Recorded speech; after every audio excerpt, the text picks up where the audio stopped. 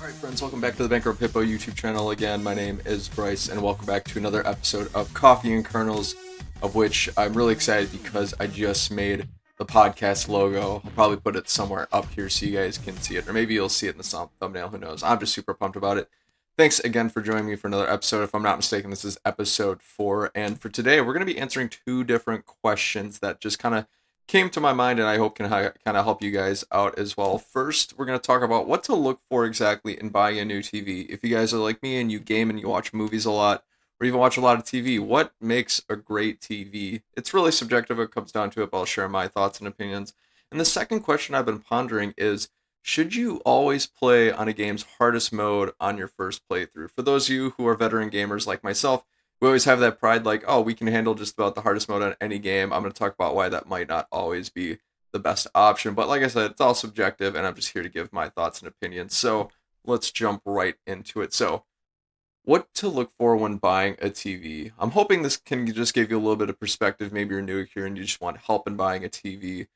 I'm just going to share what I typically look for and how it might apply to you. So basically, what I'm looking to do at my home is I'm looking to make a pseudo home theater set. I say pseudo because of the fact that all I'm really buying is a new soundbar and a new TV. I'm just going to talk about the TV in this particular case.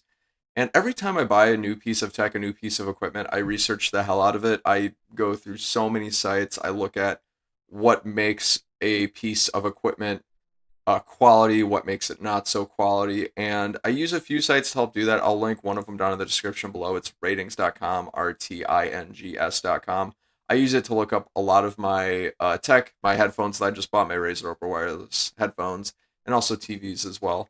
But I researched that site for my current TV, which is a TCL 6 Series 4K 60, I believe it currently operates at. It's been a great TV, but with new gaming consoles like the PS5 and the Xbox Series X coming out, I wanted to grab a TV that was as future proof as possible, at least as future proof for now, that could support 4K 120 frames. But I'm going to skip the jargon for now. I'm just stick with me here just for a second. So it all comes down to this.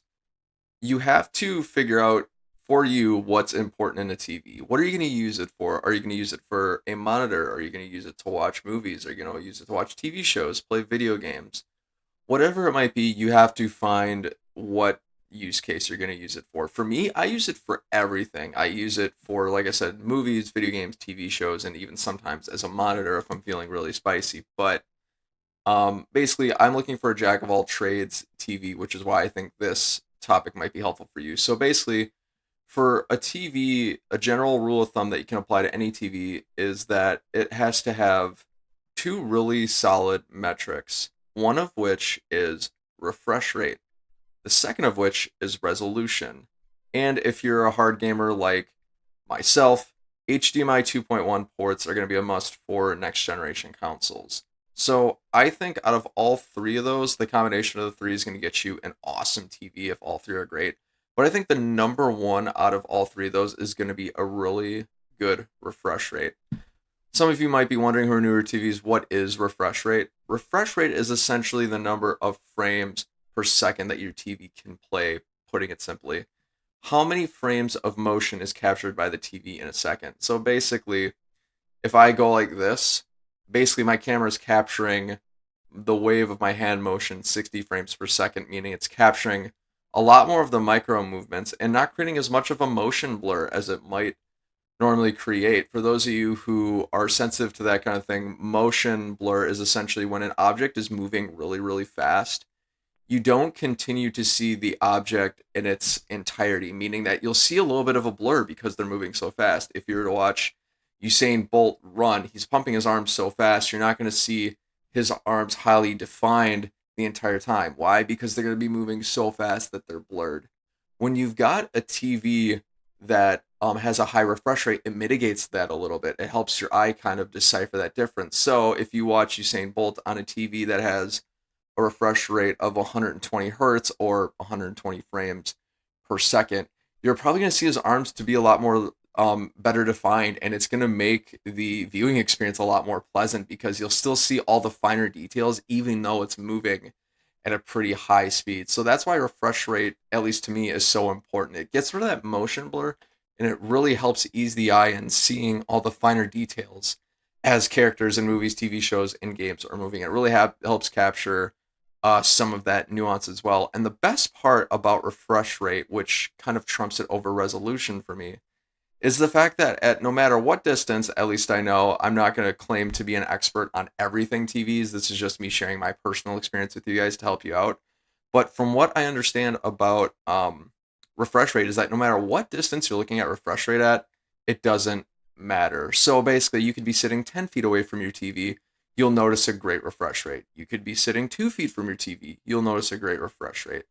The problem with having 4K resolution in a TV, well, first of all, there's no problem with having 4K resolution in a TV. I always recommend a high resolution, but when you're sitting too far away from the TV, you actually won't notice the higher resolution as much. So, for example, I have a 55-inch TV currently in my room. I sit about 6 to 7 feet away from the TV, and to be honest, I can't really notice the 4K definition because I'm sitting too far away from the TV. And basically, how that works is the bigger your TV is, the further away you can sit away from it and still notice the difference between a high definition TV and a 4K TV. A high definition TV is one that's qualified as 1080 pixels, essentially. And that's what really makes refresh rate so much more important is it doesn't matter how far away or how close you sit away from the TV, you'll notice refresh rate. But with resolution, the further away you sit from it, the less of the resolution you really notice, making it a lot less important. Because if you're sitting far away from your TV, you're not really going to notice the difference in resolution anyway. The caveat to that is if you have a ginormous TV, like say you have an 80-inch TV in your room and you're only sitting 6 feet away from it, you'll notice both that 120 frames per second refresh rate, and you'll also notice the 4K resolution. Why? Because the bigger the TV gets, the further away you can sit away from it to capture for your eyes to capture the difference between 1080p, that's high definition TVs, and 4K TVs. So that's a really long drawn out explanation as to why I think refresh rate is the more important of the two between that and resolution. So that's something to keep in mind. So what I'm trying to tell you is if you are buying a TV that you're going to be sitting really far away from, I highly recommend focusing on refresh rate when trying to buy a TV, much rather than resolution. If you're going to be sitting relatively close, or you're just going to say, to hell with it, I'm buying an 80-inch TV, then by all means, go for both. I might be in the latter category. I might just go ahead and buy a 77-inch TV and just enjoy the heck out of both because I watch movies and play video games and watch TV a lot. So why not invest a little bit more and enjoy a little bit more into that experience? But like I said, to each their own. This is all subjective, and you got to do what's best for your viewing experience. One other plug I want to say for refresh rate too, for those of you who might be skeptical, especially for those of you who are gamers, I even believe Phil Spencer said this. I'm trying to remember which episode of IGN's Podcast Unlocked I listened to, but I believe one of the journalists mentioned that even Phil Spencer was really touting refresh rate as being the more important of the two metrics because for the aforementioned reasons, like I said, no matter what distance you're viewing your games at, when you've got a high refresh rate, you'll notice it. And plus, when you're playing video games, a lot of things you're doing are moving at a very fast pace. And in order to get rid of that motion blur, it's really going to let you play the game, especially if you're experiencing it with a multiplayer setting. You're really going to notice the subtle nuances and movements and have a much more pleasurable experience at a higher refresh rate. So even like the biggest, best, brightest minds of the gaming industry even tout having a higher refresh rate. So that's just something to keep in mind going overall. If you don't quite believe me or don't quite grasp what exactly I'm talking about, I want you to try this experiment. If you have a gaming console, if you have an Xbox like I do, and I believe you can even do this on a PlayStation, reset your console to, or I'm sorry, adjust your settings on your console to run at high definition, that's 1080 pixels, and then also change the refresh rate to 60 hertz or 60 frames per second, and then play your game again. You'll notice the difference between adjusting the definition and keeping refresh rate the same, how much smoother your gameplay is going to look when it's got a lower resolution and a higher refresh rate, rather than making it do both. It's a really interesting experiment that I highly recommend trying if you're wanting to see what the impact on refresh rate is. Or if you just want to adjust the refresh rate on its own, you can do that on your Xbox as well. But I highly recommend it. And if you do, ladies and gentlemen, feel free to jump down in the comments below and let me know whatever your thoughts are and how the experiment goes. So basically, at the end of the day, for my particular use case, for me, refresh rate is over everything. It's the number one most important thing for me when looking at a TV and you want it to have the best viewing experience. So if you're going out to buy a TV, the best refresh rates I believe on the market are 120 hertz or 120 frames per second. So that's just kind of sum it up in one line for you right here. But like I said, adjust your needs accordingly because you might use your TV for something different than I might be using it for. So that's just something to keep in mind. And with all those things in mind, like I said, I've already done a ton of research on buying TVs. I pretty much know exactly which one I get. I'm going to get the LG CX OLED TV, the 2020 model. The reason being is because it's got all three of the criteria I listed out, and it's got the right size that I need to. It's got 120 hertz refresh rate. It's got a 4K resolution, which I absolutely love, and it supports HDMI 2.1, which I believe I forgot to touch on that, so I'm just going to take a second to just recap what exactly HDMI 2.1 is. HDMI 2.1 is a port that is essentially the newest on the market that is able to capture both a really high resolution and a really high refresh rate. HDMI 2.1 currently supports 4K systems and also 120 hertz systems, which if I buy an Xbox Series X, it's going to run at both. And so I want the TV to be able to handle what the Xbox Series X is bringing. And that's why that TV is going to be best for me.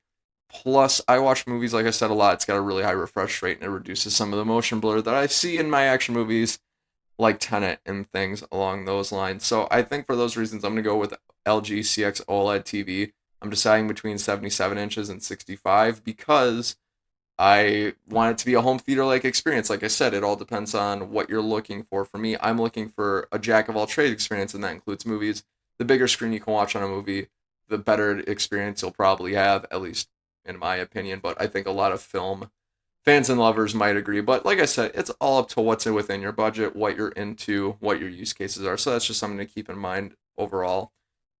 Ladies and gentlemen, what is your favorite TV, or what metrics do you look for when buying a TV? Has this little blurb or my personal experience with you helped? Feel free to jump down in the comments below and let me know your thoughts. And also, to talk a little bit more about what I mean with viewing distance and resolution, I'm actually going to link a nice article in the description below from Sony that actually details like a nice graph as to how far away you can sit from your TV based on the resolution of it. So keep that in mind. I hope this helps, and let me know how your TV experience is going. All right, so that brings us into the next question I'm going to answer for this episode 4 of Coffee and Kernels, which is going to be, should you play on a game's hardest story mode on your first playthrough? So, just a bit of background. This question came on my mind pretty recently. I noticed that for a while, I didn't really enjoy playing a lot of games nearly as much as I did, and I was getting kind of worried because it's like, am I falling out of love with video games? As I've played video games my whole life, I absolutely love them. Like, am I just losing out of taste with it? And a lot of the games at the time I'd been playing, I noticed they all had one thing in common. I was playing them on their hardest difficulty possible. So I thought to myself, should I really be playing games on the hardest difficulties for every game to get the most enjoyment out of it?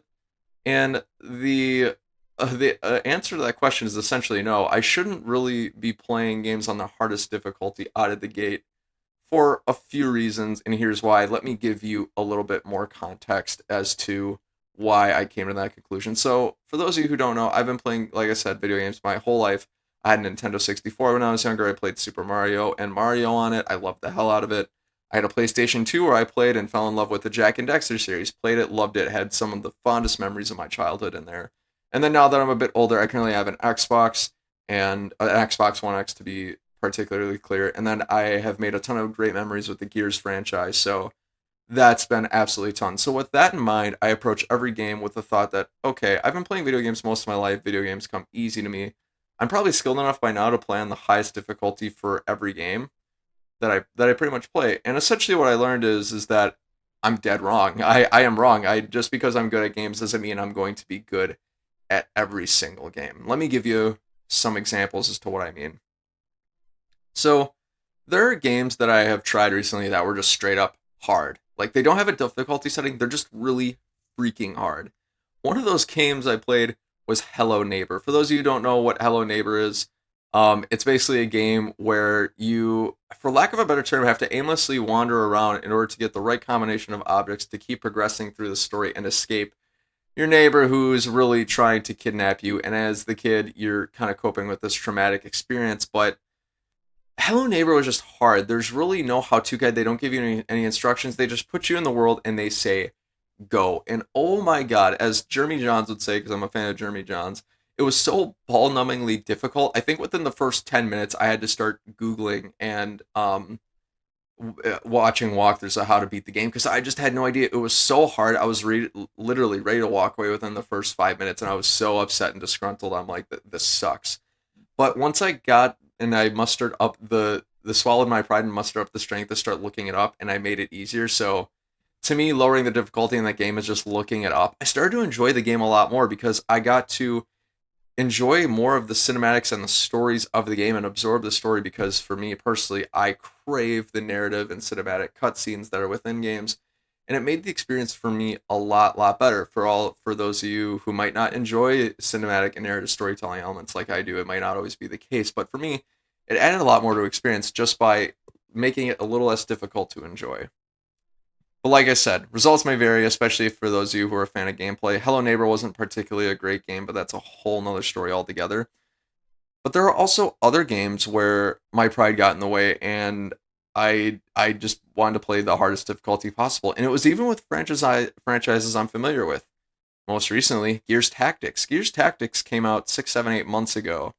And I am a Gears veteran. I've played every single Gears, some of which I've even played on the Iron Man mode difficulty, which is insane.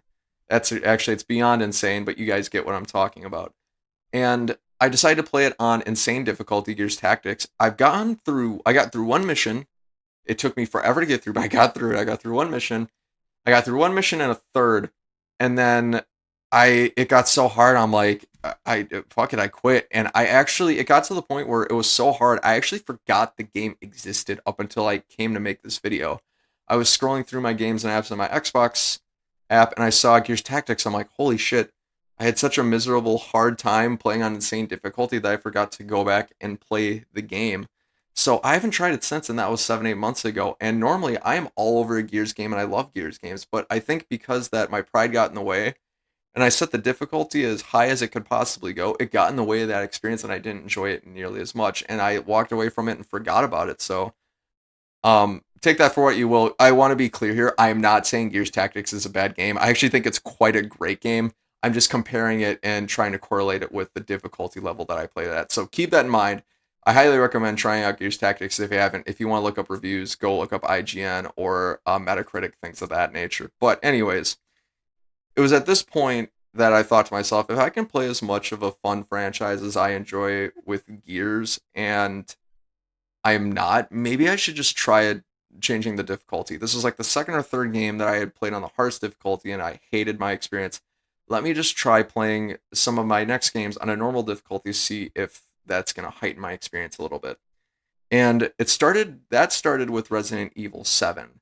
Now, when I played Resident Evil 7, one of the things Konami, I believe, makes you do by convention is play on normal difficulty first. They don't even allow you to play on hard difficulty at first at all, which to me, it compromises player choice a little bit, what sucks, but hey, I'm not going to argue Konami as a developer slash publisher. I'm trying to remember what their official title is. I know there's a difference between the two, but Konami knows their product best. The publisher and developers know their product best. I'm going to follow their recommendations. I'm just going to play on normal difficulty right away. And to my surprise, I played through Resident Evil 7 and I absolutely loved every single second of it. One, because it was a great game. And two, I allowed myself as the consumer and the gamer to play it at an appropriate difficulty that they recommended that wasn't so hard to the point where I never got to the cutscenes I craved or progressed through the story that I love to hear about so much. And I got to enjoy it so much more heavily.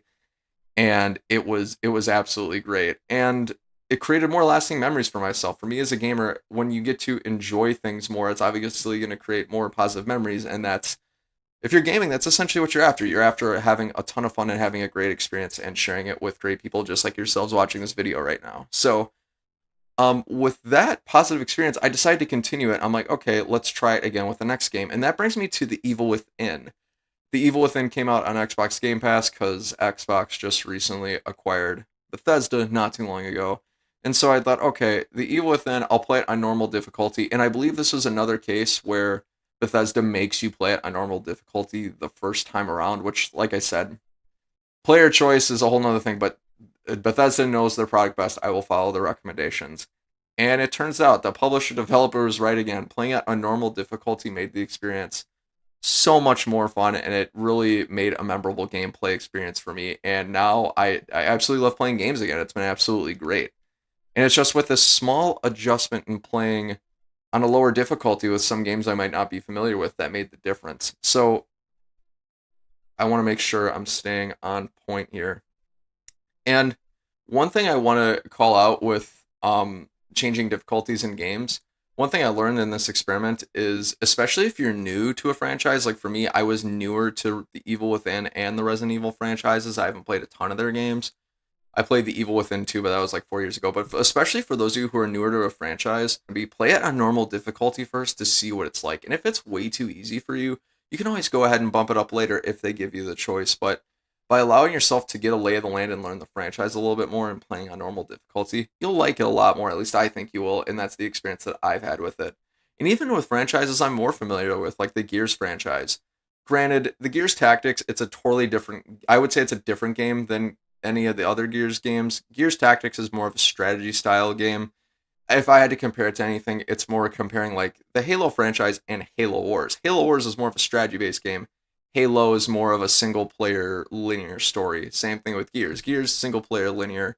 Gears Tactics more of a strategy based game. So that's something else to kind of keep in mind as well. So maybe when you're crossing genres like that is, or maybe when you're crossing franchises, maybe consider playing on normal difficulty, and you might have a lot more of a fun experience, and you'll create more gaming memories for yourself, and you'll just have a great time. Because like I said, that's what we're pretty much all after. So overall, friends, I would say if your game experience has been stressful lately and it hasn't been a whole ton of fun and you're just kind of falling out of love with it, maybe just try progressing through the game on the second highest difficulty or the mid-tier difficulty, and you might enjoy the experience a lot more. I know I sure have, but what works for me might not work for you. So it's all about experimenting and trying new and different things. Like I said, this is just purely subjective. So if you guys have any other thoughts on that, feel free to jump down in the comments below and let me know whatever your thoughts are. Have you ever tried new franchises on the hardest difficulty and you got through it? What was the experience like? Did you try it on too low of a difficulties to the point where it wasn't even enjoyable and you had to bump it up? What are the hardest games you've played through? Whatever you think, like I said, ladies and gentlemen, feel free to jump down in the comments below and let me know your thoughts. All right, ladies and gentlemen, so for Coffee and Kernels episode 4, I think that is going to do it for this episode. If you guys like these videos, feel free to hit the thumbs up button, comment, subscribe, or visit me on social at the link down in the description below. And guys, just like I said, I'm not like a huge expert on like everything in terms of like EVs and whatnot. So like I said, leverage as many resources as you can possible. I just want to share my experience in that regard as well. So until next time, ladies and gentlemen, I've been Bryce. This has been Coffee and Kernels, a Bankrupt Hippo YouTube channel. And until then, have a great day.